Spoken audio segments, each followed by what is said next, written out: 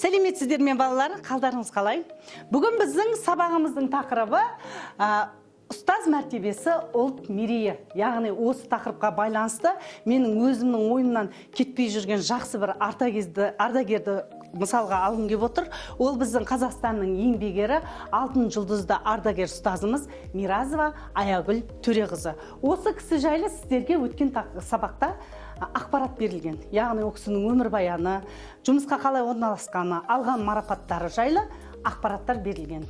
Кәні балалар, дайын болсаңыздар, кім айтады, қол көтеріп жіберсек. Сұңқарсыз шыға қойыңыз. Миразова Аягүл Төреқызы Қазақстанның еңбек сіңірген қайраткері. Ол 1948 жылы Жамбыл облысында дүниеге келген.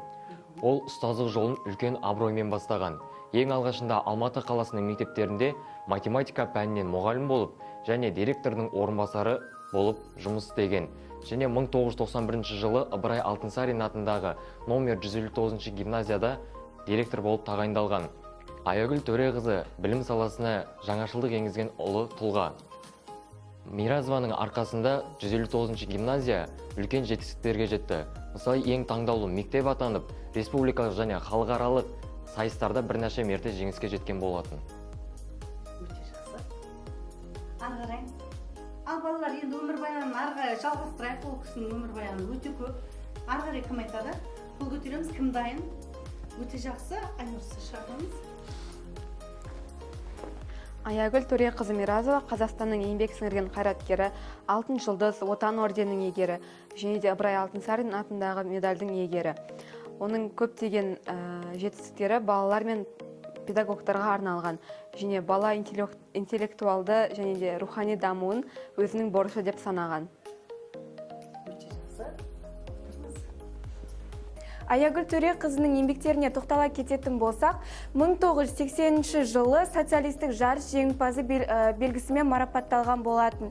Және де 1981 жылы Қазақ СССР ағарту ісінің үздігі белгісімен марапатталды. 1980 жылы еңбек ардагері медалі берілген болатын. 1992 жылы бірінші дүниежүзілік қазақ құрылтай съезінің делегаты болды. 1998 жылы Қазақстан Республикасының еңбек сіңірген қызметкері марапаты берілді. 2001 жылы Қазақстан Республикасының тәуелсіздігіне 10 жыл толғанына марапатталған болатын.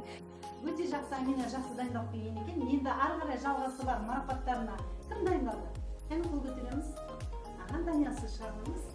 Ал енді Аягүл Төреқызы Миразованың мектепте білім берген кезіндегі жетістіктерінің хронологиясын келетін болсақ, 1998 жылы мектеп аттестациядан үздік өтіп, гимназия марапатына мәртебесіне ие болған болатын. Аягүл Төреқызы Қазақстанның еңбек сіңірген қайраткері, құрметті ұстазы, педагогика ғылымдарының докторы, профессоры және де өз отбасында аяулы жар, үлгілі ана болып отыр. Өте жақсы. Ал енді балалар, сіздер жаңа өз ойларыңызды айттыңыздар, Аягүл Төреқызы жайлы барлық өмірбаянын, тарихын және ол кісінің жеткен марапаттарына тоқталдыңыздар. Мен де бір ауыз сөз қосайын дедім. Аягүл Төреқызы жүрегі мейірімге толы, шәкіртін өз баласындай жақсы көретін ұстаз.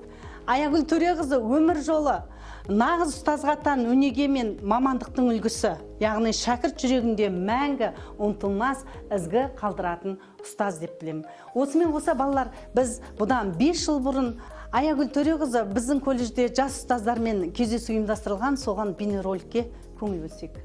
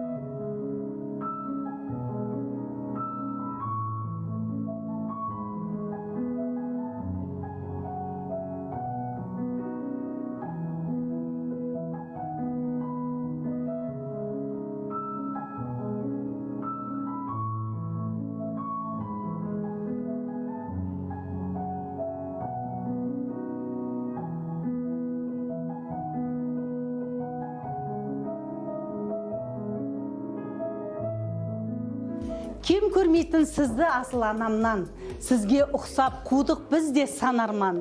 Сіздей адам дүниеде көп болсын, балалардың бақыт үшін жаралған демекші. Сіздер енді өз ойларыңызды, тілектеріңізді айтсаңыздар. Аягүл Төреқызы, сіздің әр сабағыңыз терең ойға, ізгілікке және адамгершілікке тәрбиелейді. Сіздің өмірлік тәжірибеңіз біз үшін баға жетпес өнеге. Еңбегіңізге бас иемін.